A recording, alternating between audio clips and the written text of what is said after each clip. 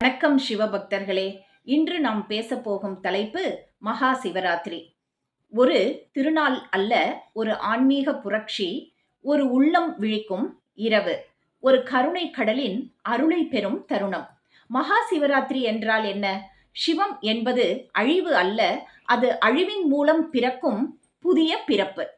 ராத்திரி என்பது இருள் இல்லை, அது ஞானம் உதிக்கும் முன் நிலவும் அமைதி. தமிழ் மாதம் மாசி கிருஷ்ணபக்ஷ சதுர்தசி நாளில் வரும் இந்த திருநாள் மனிதனின் சிவமாக உயர முடியும் இரவு. லிங்கோத்பவம், பரம்பொருளின் வெளிப்பாடு. ஒரு நாள் பிரம்மா மற்றும் விஷ்ணு நான் பெரியவன் என்று வாதிட்டனர். அந்த நேரத்தில் அவர்கள் முன் முடிவில்லாத ஜோதி ஸ்தம்பமாக சிவன் தோன்றினார். மேலும் கீழும் தேடியும் முடிவு காண முடியவில்லை. அப்போது உண்மை புரிந்தது. சிவமே ஆதியும் அந்தமும் இல்லாத பரம்பொருள். அவனே எல்லாவற்றிற்கும் காரணம். அவன் கருணை எல்லையற்றது. இந்த அற்புத தரிசனம் நிகழ்த்த இரவே மகா சிவராத்திரி. சிவ பார்வதி கல்யாண மகிமை.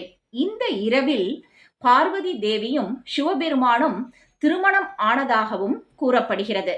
அதனால் நல்ல வாழ்க்கை துணை தேடுவோர், குடும்ப அமைதி வேண்டுவோர், திருமண தடைகள் நீங்க வேண்டுவோர் இந்த நாளில் சிவனை நாடுகிறார்கள். வேட்டைக்காரன் கதை. பக்திக்கு வடிவம் இல்லை. ஒரு சாதாரண வேட்டைக்காரன்.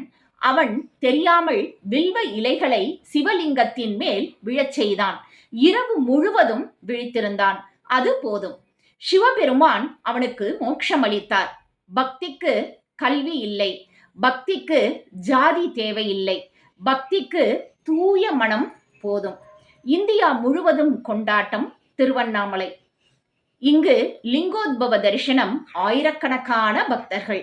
சிதம்பரம், இந்த நடராஜனின் ஆனந்த தாண்டவ தரிசனம். காசி, சிவராத்திரி அன்று இங்கு கோடிக்கணக்கான பக்தர்கள்.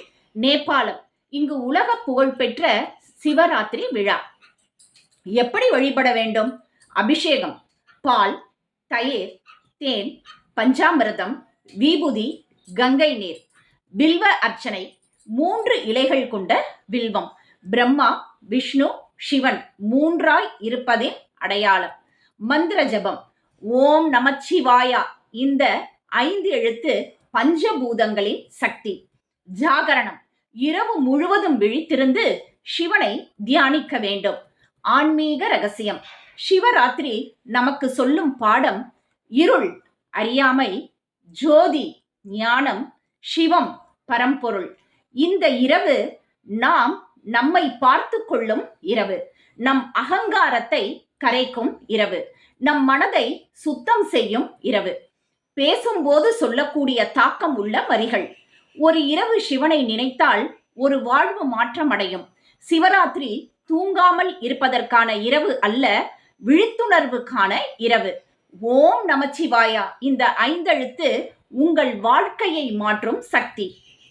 அன்பானவர்களே, மகா சிவராத்திரி என்பது ஒரு விழா அல்ல, ஒரு விழிப்பு. இந்த இரவில் உங்கள் மனதை சிவனுக்கு அர்ப்பணியுங்கள். அவன் கருணை உங்கள் வாழ்க்கையை ஒளியால் நிரப்பும். நாம் அனைவரும் சேர்ந்து சொல்லுவோம்: ஓம் நம சிவாய, ஓம் நம சிவாய, ஓம் நம சிவாய. இது போன்ற பதிவு உங்களுக்கு பிடிச்சிருந்ததுன்னா லைக் பண்ணுங்க, ஷேர் பண்ணுங்க, சப்ஸ்கிரைப் பண்ண மறக்காதீங்க. நன்றி.